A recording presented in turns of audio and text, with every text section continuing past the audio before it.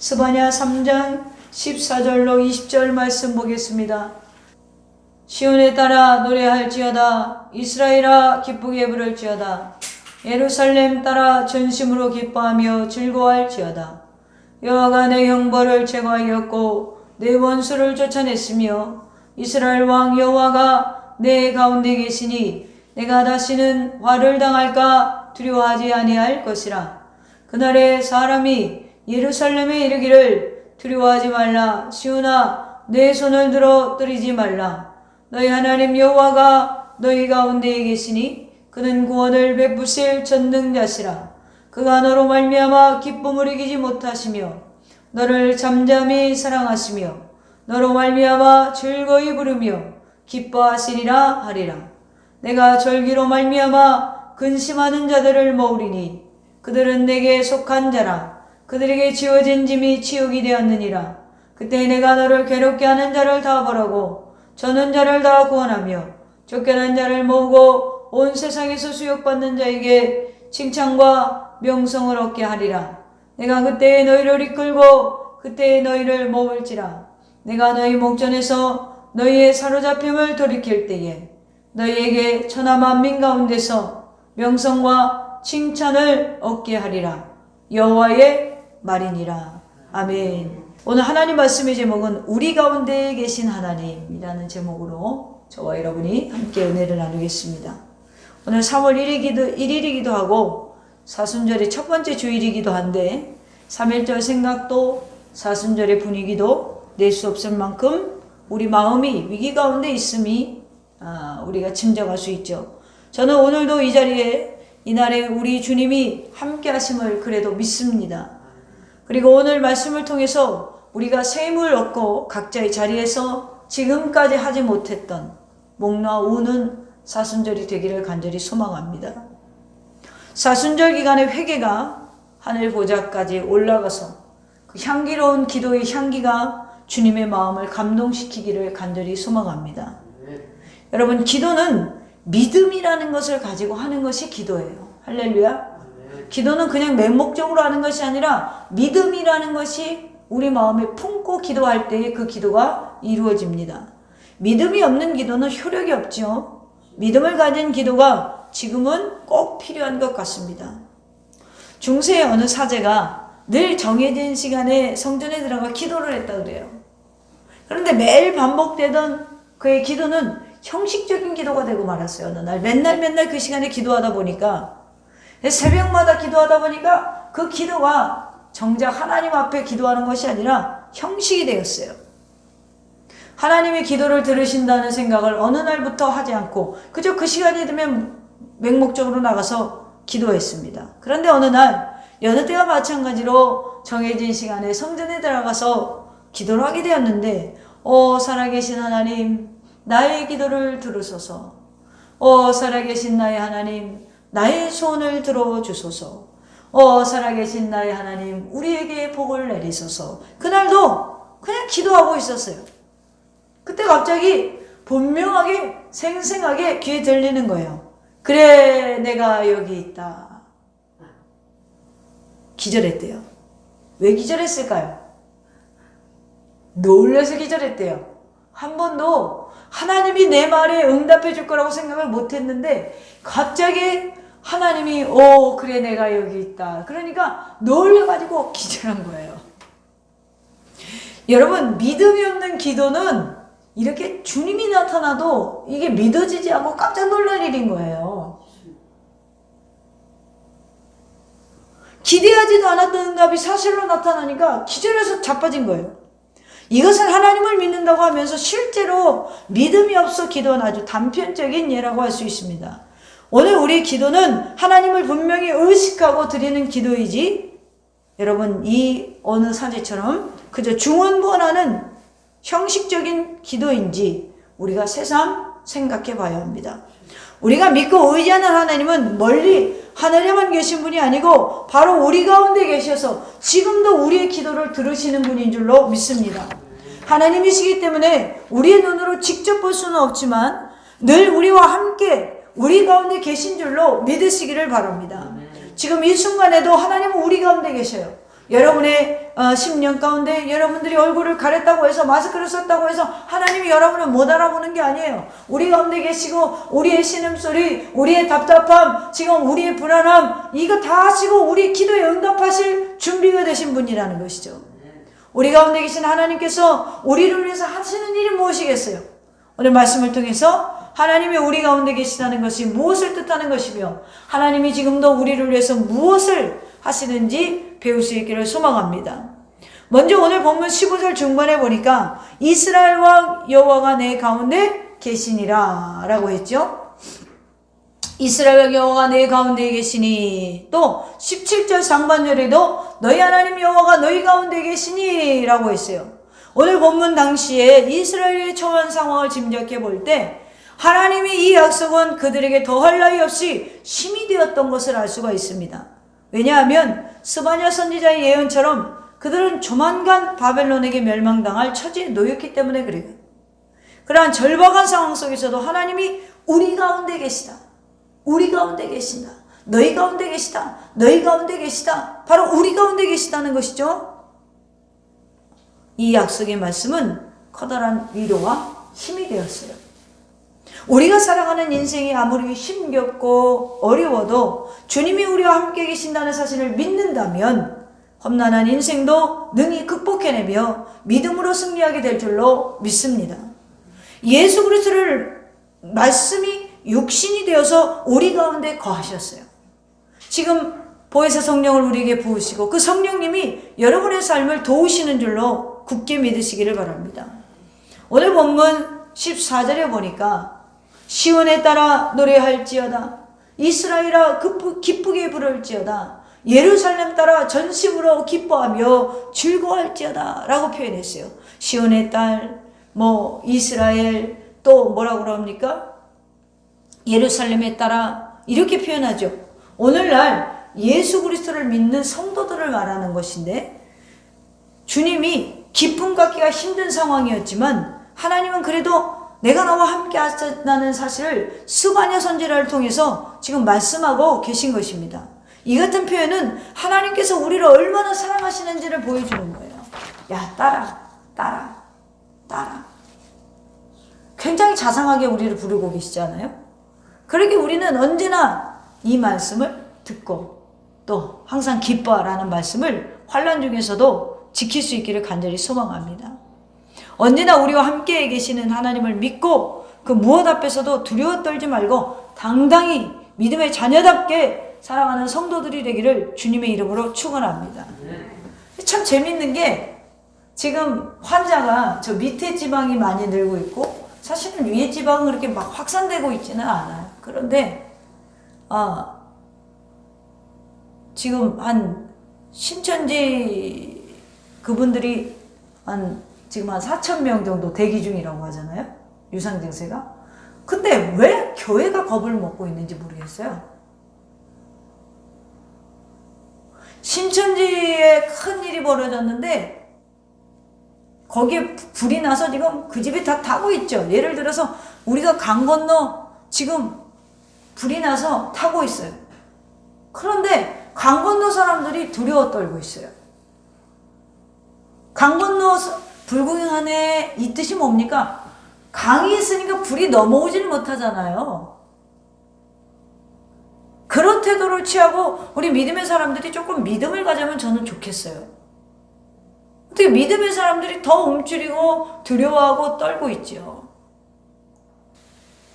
여러분, 두려움을 주는 건 우리의 주님이 주시는 게 아니에요. 할렐루야? 두려움을 주는 건 어둠의 권세가 우리에게 주는 거잖아요. 너는 두려워 말라. 내가 너와 함께 하겠고 내가 너를 구속하였으니 너는 내 것이라. 하나님이 품고 있는 자는 하나님이 지키시는 줄로 믿으시기를 바랍니다. 어느 날 농부가 암탉장에 갔더니 닭머리가 피가 나가지고 터져가지고 죽었더래요. 암탉이 왜 이렇게 죽었나 봤더니 자기 알을 품고 밤새 공격하는 그 뭐예요? 짐승을 그 알을 지키려고 자기 머리를 그 공격하는 더 큰 짐승을 참고 알을 지켰어요. 암탉이. 그래서 그 알이 깨지지 않았다는 그런 농부의 이야기가 있습니다. 여러분, 우리 주님이 우리를 위해 피 흘려주시고 그 한 방울 남은 물까지 쏟아주시고 우리를 위해 대신 죽어주신 분이에요. 그 주님이 여러분도 지금 이 시간, 이 시대에도 살아계신 여러분의 주님이셔요. 할렐루야. 그러므로 그 주님이 여러분을 지켜주실 줄로 저는 믿습니다. 그 믿음을 우리가 다 같이 소유하기를 간절히 소망합니다. 오늘 말씀의 제목이 우리 가운데에 계신 하나님이라고 했어요. 우리 가운데에 계신 하나님께서 오늘 우리를 위해서 하시는 일이 무엇인지 생각해 보겠습니다. 첫째로 하나님은 우리 가운데 계셔서 구원을 베풀어 주세요. 할렐루야. 예나 지금이나 하나님은 변함이 없으시고 동일한 분이에요. 약한 자를 도우시고 미련한 자를 지혜롭게 하시며 낙심한 자를 위로하시고 넘어진 자를 일으켜 세워주십니다. 믿습니까? 그러게 하나님은 구원의 하나님이세요. 하나님은 우리 가운데 계셔서 우리에게 구원을 베풀어 주시는 줄로 믿습니다. 오늘 보면 17절에 보면 너희 하나님 여호와가 너희 가운데 계시니 구원을 베푸실 전능자이시니라. 할렐루야. 하나님은 약한 자에게 힘을 주시는 구원의 하나님이세요. 우리에게 생명을 주시고 우리의 삶을 인도해 주시는 구원의 하나님이십니다. 여기서 말하는 구원은 영혼 구원을 말합니다. 그러나 성경에는 구원을 아주 넓은 의미로 사용하고 있죠. 구원을 좁게는 죄의 문제 해결받는 영혼의 구원이 있고 넓게는 내 삶 속에서 건지심을 받는 삶의 구원이 있어요. 즉 이스라엘 백성들은 애굽에서 해방된 사건도 구원이고 질병에서 고침받는 사건도 구원이고 가난에 해방이 되는 것도 일종의 구원이에요. 알코올 중독된 사람이 술을 끊고 줄담배 피우던 사람이 담배를 끊고 도박을 즐기던 사람이 도박을 끊는 것도 구원이에요. 기도를 통해서 가족이 변화되어 하나님 앞에 나오는 것도 구원입니다. 기도를 통해서 문제 해결을 받고 마음의 평강을 찾는 것도 구원이에요. 크고 작은 여러 가지 기도의 응답도 일종의 구원이에요. 한번 영적으로 구원받은 사람은 언제나 자신의 삶 속에서 하나님이 함께하는 구원의 손길을 맛볼 수 있는 줄로 믿으시기를 바랍니다. 하나님은 우리 영혼만 구원하고 끝내는 분이 아니에요. 하나님은 AS가 정확하신 분이거든요. 하나님은 우리를 구원하시고 야 내가 너의 영혼을 구원했으니까 냅다 잘 살아라 그렇게 버리는 분이 아니에요. 우리를 만지시고 우리의 형상을 빚으시고 우리가 예수님 닮기를 원하시고 예수님의 형상으로 죄가 없던 시절로 우리를 점점 만들어 가시는 분이라는 거예요. 계속해서 우리를 만들어 가시는 분이에요. 그분은 그래서 지금도 내 삶의 모든 부분을 지금도 간섭해 주시고 만지시고 인도하시고 때로는 건져주시고 환난에서 벗어나게 하는 줄로 믿으시기를 바랍니다. 기가 막힐 웅덩이와 수렁에서 나를 끌어올리시는 분, 오늘도 살아 역사하시는 하나님은 저와 여러분을 깊은 수렁에서 건져내시는 줄로 믿으시기를 바랍니다. 다니엘과 새 친구를 보세요. 하나님은 그들을 뜨거운 풀무불 속에서도 건져내셨습니다. 바벨론의 느부갓네살 왕이 금신상에게 절하지 아니하였다여 그들을 뜨거운 풀무불 속에서 넣게할 때에 이 새 친구가 이렇게 말했죠. 다니엘 3장 17절에 왕이여 우리가 섬기는 하나님이 계시다면 우리를 맹렬히 타는 풀무불 가운데 능히 건져내시겠고 왕의 손에서도 건져내시리이다. 하나님은 우리 가운데 계심으로 만족하지 않고 우리의 삶에 간섭하시고 우리를 건지시고 계시는 분인 줄로 우리가 믿어야 돼요. 우리를 모든 마귀의 계기로부터 우리를 건지시기를 원해요. 그러므로 우리는 우리 가운데 계셔서 나를 건지시고 간섭하시고 내 삶에 역사하시는 하나님을 볼 수 있어야 할 줄로 믿으시기를 바랍니다. 나를 구원하시는 하나님의 손길을 보는 자는 절대로 낙심하지 않아요. 절대로 좌절하지 않아요. 절대로 포기하지 않아요. 우리가 두 손을 늘어뜨리고 인생을 포기하는 것은 우리 가운데 계셔서 나를 구원하시는 하나님의 손길을 보지 못하기 때문이에요. 그러면 우리가 어떻게 하면 내 삶 속에서 나를 구원하시는 그 손을 볼 수가 있고 그 손을 잡을 수가 있습니까? 예레미야서 33장 3절에 보니까 너는 내게 부르짖으라. 내가 내게 응답하겠고 내가 알지 못하고 크고 은밀한 일을 내게 보이리라. 할렐루야. 지금 3.13 운동하는 사람들이 있어요. 3일 동안 금식하고 나라와 민족을 위해서 금식하고 기도하는데 여러분 하루에 한 끼라도 우리가 하나님 앞에 절식하면서 정말 금식하며 절식하며 나라 민족을 위해서 기도하시기를 바랍니다. 지금은 사실은 가정을 위해서 기도할 때가 아니에요. 이게 빨리 끝나야 가정도 살게 되는 거예요. 이게 계속되면 가정도 어려워지는 거예요. 저는 참 우리나라가 계속 이러다가 기업이 부도나고 정말로 어려워져서 우리나라가 옛날처럼 참 그렇게 돌아가는 게 아닌가 그런 마음이 가끔 들어요. 뉴스를 보면서. 여러분 얼마나 우리가 참 편안하고 안일하고 부자로 살았습니까? 아무리 가난해도 정부에서 기초생활 수급을 보장해주는 나라잖아요. 아무리 없다 해도 한 달 내 쓸 것을 보장해주는 나라예요. 그런데 국가가 부도가 나면 그 보장이 끝나는 거예요. 그러니 지금은 사실은 개인을 위해서 기도하는 것보다 나라와 민족을 위해서 기도하셔야 돼요. 니느웨 성의 멸망을 예고했을 때 니느웨 성의 모든 짐승들까지도 금식하며 죄를 무릅쓰고 회개했죠. 그때 하나님께서 징계 얼굴을 돌리셨어요. 지금 우리에게 그런 애절한 회개가 필요합니다. 아유, 저 나라가 회개하게 해주세요. 이런 기도가 아니라 나부터라도 하나님, 내가 너무 편하다 보니까 참 초심을 잃었어요. 그렇게 기도할 수 있는 그런 기간이 되기를 간절히 소망합니다. 부르짖는 것, 그러면 그분의 손길을 우리가 느낄 수 있어요. 기도하는 것이죠. 삶 속에서 나를 건지시는 주님, 경험하기를 원한다면 부르짖으시기를 바랍니다. 오늘의 위기 앞에서 믿는 자의 부르짖어 기도해야 돼요. 간절히 기도해야 돼요. 우리 하나님은 우리 가운데 계실 뿐 아니라 우리의 삶 속에서 우리를 구원하시는 하나님이십니다. 믿으시기를 바랍니다. 구원의 하나님을 바라보세요. 내가 세상 끝날까지 너희와 항상 함께 있으리라 라는 주님은 우리를 끝까지 돌봐주실 거예요. 포기하지 않고 우리가 지금 큰 시험을 당했잖아요. 포기하지 말고 기도하시기를 바랍니다. 인생에 살아가면서 우리가 염려가 있을 때 있어요. 우리나라도 잘 나가다가 이렇게 위기가 올 수 있어요. 그러나 여러분 이 위기 앞에서 기도합시다. 그래서 구원의 하나님을 체험하는 놀라운 역사를 일으키는 저와 여러분 되기를 소망합니다. 두 번째로 하나님은 우리 가운데 계셔서 잠잠히 사랑하고 계세요. 제가 요즘 매일 듣는 찬양이 있어요. 두 곡을 듣는데 하나는 십자가 앞에서고 하나는 너는 아느냐 이 찬양이에요. 내가 너를 얼마나 사랑하는지 너는 아느냐. 내가 너를 얼마나 좋아하는지 너는 아느냐.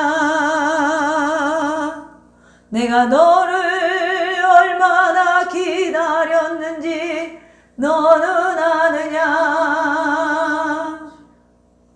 너는 아느냐. 너는 아느냐.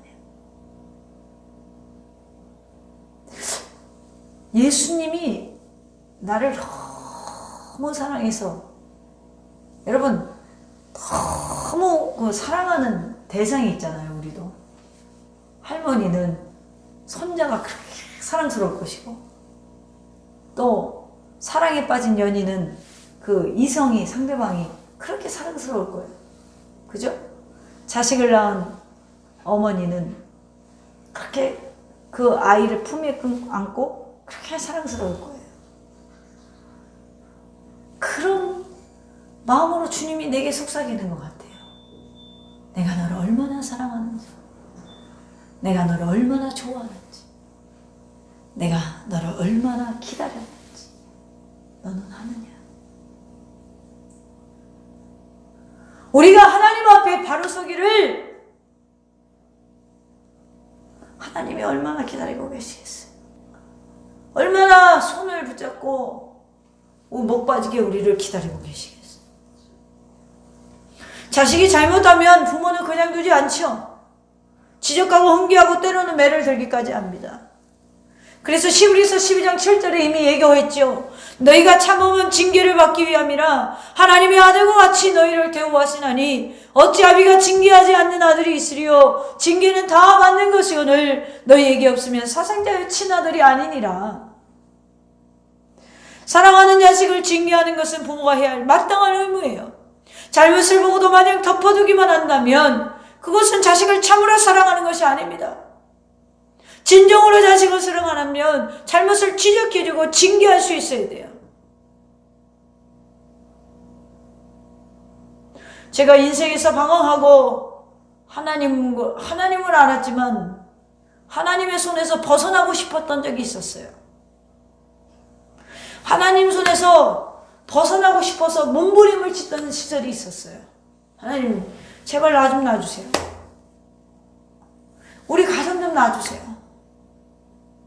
자유롭고 싶어요.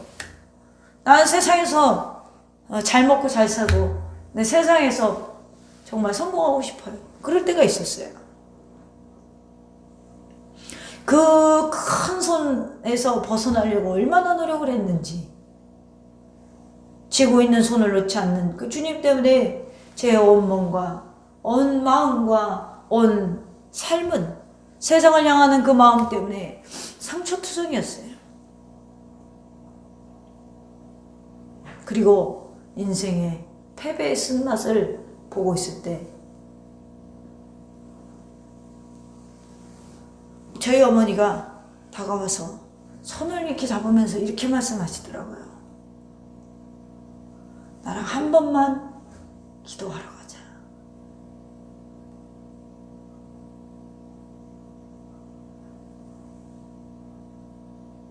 주님이 지금 우리에게 그러시는 것 같아요.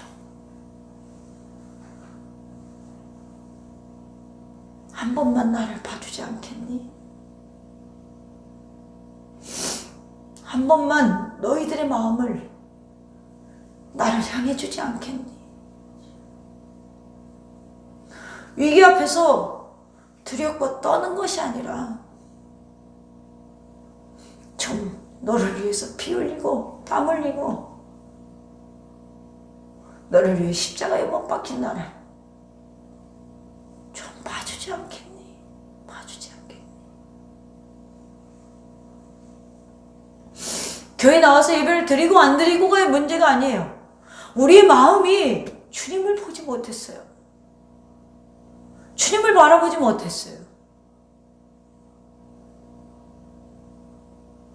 저는 이번 기회를 통하여서 성도들이 내가 예배할 수 있는 그 교회가 있다는 것이 얼마나 감사한지 좀 알았으면 좋겠어요. 교회에서 예배 드리지 못하는 그 마음을 좀 아파했으면 좋겠어요. 한국교회가.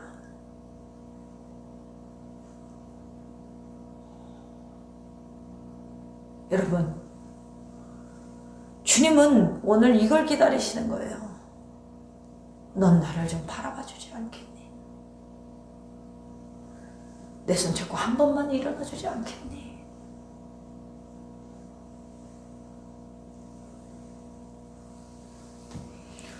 사랑하는 성도 여러분, 주님의 못자국난 그 손 붙잡고 다시 일어서시기를 바랍니다.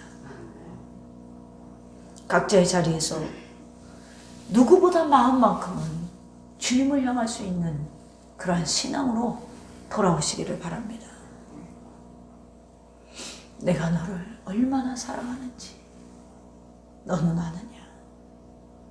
하나님은 우리를 사랑하시되 지금도 잠잠히 우리를 바라보고 계십니다. 오늘 17절 중반에 보면 우리 가운데 계신 하나님은 우리를 잠잠히 사랑한다고 이야기하고 있습니다. 그가 너로 인하여 기쁨을 이기지 못하시며 너를 잠잠히 사랑하시며 너로 말미암아 즐거이 부르며 기뻐하시리라. 하나님께서 우리를 사랑하시되 소리 없이 잠잠히 사랑하는 줄로 믿으시기를 바랍니다. 오늘 본문에 보면 주님은 나로 인하여 기뻐하신다고 했어요. 그것도 보통 기뻐하는 것이 아니라 나를 보시면서 기쁨을 이기지 못한다는 거예요. 여러분을 보시면서 기쁨을 이기지 못한다는 거예요. 그런데 우리는 이 말씀을 믿지를 못하고 우아심이 가득하죠. 왜냐면 내가 아무리 내 자신을 잘 봐줘도 별 볼 일 없잖아요. 우리는 정말 별 볼 일 없는 사람들이잖아요. 하나님의 형상으로 지음받았음에도 불구하고 생각하고 말하는 것 보면 믿는 사람들과 별로 구별 없는 사람들 같아요. 나은 것도 없어요. 너무나 쉽게 화를 내고 손해보고 희생하려고 하기보다는 항상 내 자신만을 먼저 생각하는 이기심으로 가득 차 있어요. 내일 일을 모르면서 인생의 모든 것을 아는 것처럼 교만하고 내 자신의 기준으로 남을 판단하고 정죄하는 불쌍한 인생들이 되어버렸어요. 여러분, 우리가 알면 얼마나 알 것이고 가진 것이 있으면 얼마나 가지고 있겠습니까?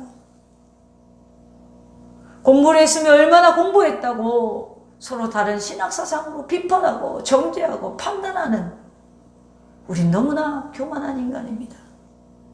가문이 좋으면 얼마나 좋겠다고, 얼굴이 이쁘면 얼마나 이쁘고, 몸이 잘났으면 얼마나 잘났다고 나보다 못한 사람들을 무시합니다.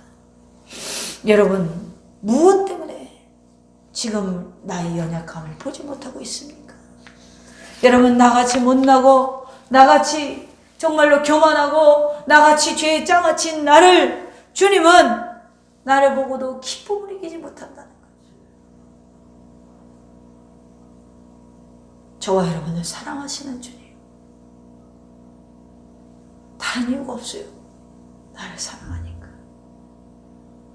하나님은 사랑 그 자체십니다. 요한일서 4장 8절에 사랑하지 아니하는 자는 하나님을 알지 못하나니 이는 하나님은 사랑이심이니라 라고 했어요. 또 하나님이 우리를 사랑하셨기에 독생자 예수님을 우리에게 보내주신 것입니다. 이건 역시 잠잠한 사랑의 표현이라고 할 수 있습니다. 그러게 우리는 사도 바울이 말했듯이 어떤 피조물이라도 우리를 주 예수 안에 있는 하나님의 사랑에서 끊을 수 없음을 믿으시기를 바랍니다. 이제 우리는 하나님의 이 잠잠한 사랑을 마음 깊이 간직하고 이런 위기 앞에서도 오늘 질병 앞에서도 이웃을 사랑하시기를 바랍니다. 지금 나만 건강하고 나만 먹을 것이 있고 나만 마스크 쓸 것이 있다는 것에 감사할 때가 아니에요. 우리는 대한민국이라는 운명 공동체입니다. 더샘교회라는 신앙의 공동체입니다. 주의 나보다 가난한 사람, 나보다 어려운 사람을 위해 나눌 수 있는 넉넉함을 위기 앞에서 더샘교회 성도들의 능력을 나타낼 수 있기를 소망합니다. 제가 어제는 그 인터넷에 이 후원하라고 그렇게 쫙 있는 사이트가 있더라고요. 어디를 좀 후원할까? 제 마음에 그런 생각이 들어요. 여기로 후원 아니면 이게 한 장이라도 아이들에게 돌아갈까? 여기를 후원하면 이게 한 끼라도 독거노인들에게 돌아갈까? 의심스러운 거예요. 제 마음에 그 마음이 의심스러운 거예요. 중간에서 이 사람들이 빼돌리는 거 아닌가? 의심스러워서 선뜻 어디다가 딱 기부를 못 하겠는 거예요. 내가 이렇게 믿지 못하는 사람이구나. 하나님 믿는 게 참 기적이죠. 보이지 않는데. 그러면서 차라리 내가 알고 있는 독거노인들을 돕는 게 차라리 낫겠다. 그래서 그 독거노인을 도와드렸어요. 좀 바라기는 내가 이렇게 사랑을 받고 있다는 걸 느끼시고 이 사랑을 간직하고 여러분 집에 오늘 돌아가셔서 그 사랑을 가족들에게 나눠주는 것도 좋지만 우리 가족만 잘 먹고 잘 사는 것이 아니라 여러분 어려운 자들을 좀 온라인이라도 후원할 수 있는 그런 넉넉함을 가지시기를 바랍니다. 좀 제발 좀 사랑을 나누는 자들이 되세요. 이웃을 사랑하되 은밀하게 잠잠히 사랑하는 저와 여러분 되기를 축원합니다. 세 번째로 하나님은 우리 가운데 계셔서 상황을 역전시켜 주시는 분이에요. 할렐루야. 여러분 이 단어 좋아하잖아요. 역전되리라. 이제 역전되리라. 할렐루야. 하나님이 대한민국도 위기 앞에서 역전시켜 주실 줄로 믿습니다. 19절과 20절 말씀을 볼까요? 그때 내가 너를 괴롭게 하는 자를 다 벌하고 저는 자를 구원하며 쫓겨난 자를 모으며 온 세상에서 수욕받는 자들에게 칭찬과 명성을 얻게 하리라. 내가 그때 너희를 이끌고 그때 너를 모을지라. 내가 너희 목전에서 너희 사로잡힘을 돌이킬 때에 너희에게 천하 만민 가운데 명성과 칭찬을 얻게 하리라. 여호와의 말이니라. 할렐루야. 이 두 구절에서 서로 일관된 중요한 문장은 명성과 칭찬을 얻게 하리라. 다시 말씀드리면 존귀한 자로 세워주신다는 거예요. 영광스러운 성도의 모습으로 만들어주시겠다는 거예요. 우리나라 초기 선교사님들이 우리나라에 와서 선교할 때 가장 힘들었던 게 여러분 편지 내용이 각각 그 고국에 보냈을 거 아니에요. 영국 성도 미국 성도 이렇게 보냈을 거 아니에요. 그때 가장 선교사들이 서양에서 들어왔을 때 힘들었던 게 뭔지 아세요? 우리나라가 그렇게 비위생적이었다는 거예요. 그게 그렇게 힘들었어요. 내용에 보면. 먹을 것도 없는 데다가 아이들이 너무나 불쌍하다는 거예요. 질병에서 어떻게 그거 백신 하나 맞으면 되는 건데 우리나라도 그게 없어서 죽어갈 때가 많았어요. 그렇게도 못 살던 나라가, 저는 뭐 그 시대는 아니지만 옛날에 영화나 드라마 보면 겨 있고 또 겨 있고 또 겨 입었더라고요. 위에 막 집안에 형제가 6, 7, 막 9 막 그랬잖아요. 근데 장남이 입으면 또 물려있고 그랬잖아요. 그 당시에 참 못 살던 나라가 복음이 들어오면서부터 잘 살기 시작했잖아요. 희한하게요. 세상의 모든 나라들이 복음이 들어가면서부터 잘 살게 돼요. 얼마나 우리가 지금 청결하고 깨끗한 나라, 청결한 나라, 잘 사는 나라가 됐어요. 우리 믿음의 선진들의 땀과 눈물과 피로 상황을 역전시켜 주셨는데, 그런데 그 하나님을 어느덧 잊고 살아갔던 것이 사실입니다. 독립운동의 중심에도 그리스도인들이 있었어요. 그러므로 그 정신을 잃어버린 우리 후손이 이제는 회개할 때입니다. 지금 세계 각국에서 우리나라 사람을 경멸하다 본다고 하죠. 지금 베트남에는 어제도 하노이에서 또 오늘 호치민에서 비행기가 착륙했다 돌아오는 이런 여권을 뺏기고 어디 못 나가게 감금되는, 여러분 이거 우리나라에서 이런 일이 여러분 근간에 있었나요? 후진국도 이런 후진국 대우를 지금 우리가 받고 있어요. 며칠 전에 독일에 계신 성도님께서 말씀해 주셨는데, 동양인이라는 이유로 동네에서 계란 살해를 받았다는 거예요.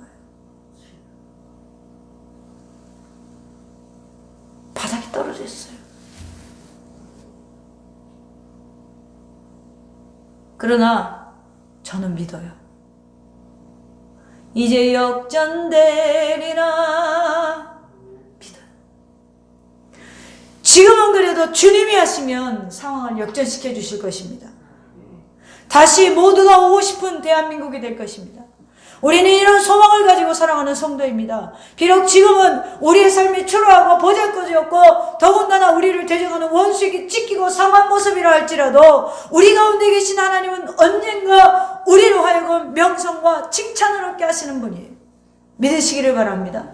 개인도 마찬가지예요. 지금은 보잘것없고 무명의 가문이고 무명의 사람이다 할지라도 우리가 하나님 앞에 온전히 얼굴을 돌이키고 우리의 삶의 중심을 돌이키고 내 삶의 주관자를 하나님으로 모실 때에 하나님은 반드시 여러분의 가정과 여러분의 삶을 역전시켜 주실 거예요. 하나님은 스바냐 선지자를 통해 유대민족이 회개만 하면 너희를 천하 만민 가운데서 명성과 칭찬을 얻게 하리라 라고 말씀하셨어요. 하나님께서 바벨론으로 쫓겨갈 유대 민족을 다시 모으시고 괴롭게 하셨던 자를 벌하시고 많은 모욕을 당하는 데서 건져주시고 높여주시겠다고 약속하고 계십니다. 여러분, 잘못을 회개하고 바로 서기만 하면 하나님은 천하 만민 중에서 우리를 높이시고 명성과 칭찬을 얻게 하시는 줄로 믿습니다. 문제는 우리 속에 있는 죄악이에요. 유다 백성들처럼 우리도 죄악된 세상과 짝하여 하나님을 잊어버리고 살기 때문에 지금 영적으로 고통받는 것입니다. 그러나 우리의 상황이 아무리 힘들고 어둡다 할지라도 돌이켜 회개하시고 하나님만 바라보고 나아간다면 하나님은 반드시 우리를 다시 회복시키시며 명성과 칭찬을 얻게 하실 것입니다. 아담과 하와가 하나님의 말씀을 어기고 불순종하여 범죄했지만 그럼에도 불구하고 하나님께서는 그들에게 가죽옷을 입혀주셔서 다시 회복하시는 하나님의 모습을 보여주셨어요. 하나님은 약한 자를 강하게 하시고 죄인을 구원하시며 넘어진 자를 일으켜 세워주십니다. 그래서 하나님은 회복의 하나님이세요. 이전 영광보다도 더 영화롭게 회복할 줄로 믿으시기를 바랍니다. 그리고 날마다 확진자가 늘어나고 있어 어떻게 두려워 떨지 마세요. 기도하세요. 하나님 역정됨을 믿어요. 도와주심을 믿어요. 이 나라 다시 명성을 찾게 해주심을 믿어요. 주님 도와주세요. 스바냐 선지자는 이스라엘 백성들이 하나님의 도우심으로 구원받을 것이고 이스라엘 백성을 괴롭히는 원수들이 그 괴롭히는 일에 도리어 자신들에게 무서운 짐이 될 것이라고 예언했어요. 여러분, 확진자가 많아지는 것이 두려운 것이 아니라 이 상황 속에서 믿음 없는 자가 되는 것이 두려움을 가져야 돼요. 내가 믿음 없는 자 되지 마시기를 바랍니다. 바라기는 우리 가운데 계셔서 우리에게 명성과 칭찬을 얻게 하신 하나님을 의지하고 어떤 상황과 형편 속에서도 참고 인내하셔서 약속된 축복을 누리는 성도가 되기를 간절히 소망합니다. 종교개혁가 마틴 루터에 대한 이런 일화가 있다고 했죠. 제가 자주 사용하는 예화인데, 루터가 종교개혁을 추진하다가 절망 속에 빠졌어요. 하나님이 어떻게 이럴 수 있어요? 내가 하나님을 일하는데 어떻게 나를 이렇게 공격하고 나를 이렇게 절망 가운데 두십니까? 자포자기한 상태에서 자신을 내버린 적이 있어요. 그런데 하루는 절망감에 빠져있는 루터에게 그 아내가 마당에서 우는 소리가 들리는 거예요. 까만 소복을 입고 울고 있어요. 루터 깜짝 놀랐어요. 누구 죽었습니까? 왜 소복을 입고 있어요?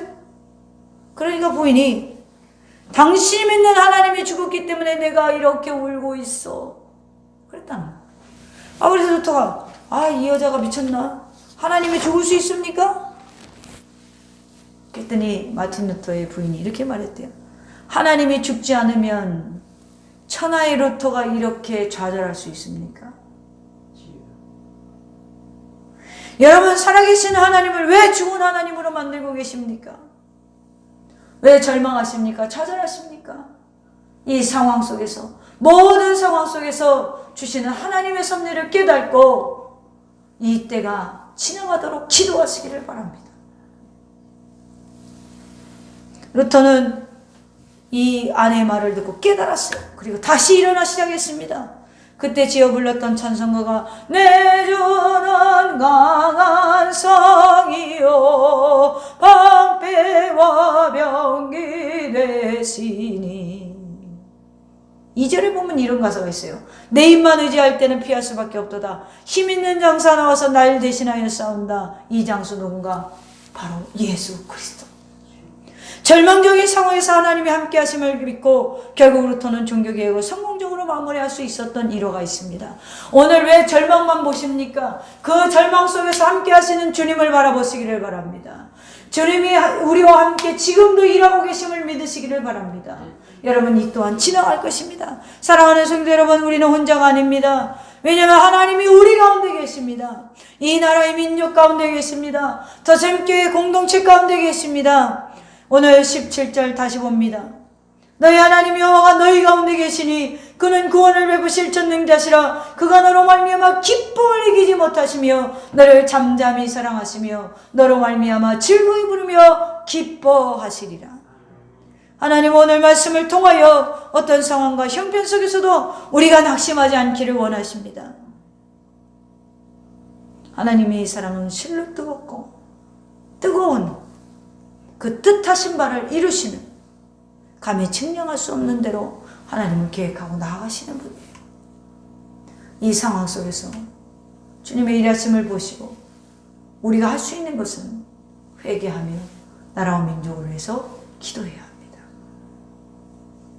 여러분의 기도가 향기로운 제물로, 향기로운 기도로 주의 보좌 앞에 상달될 때 하나님은 우리의 기도를 들으시고 진노의 얼굴을 돌이키실 줄로 믿습니다. 이 은혜가 이 민족 위에 여러분과 저와 여러분의 가정에 임하기를 간절히 축원합니다.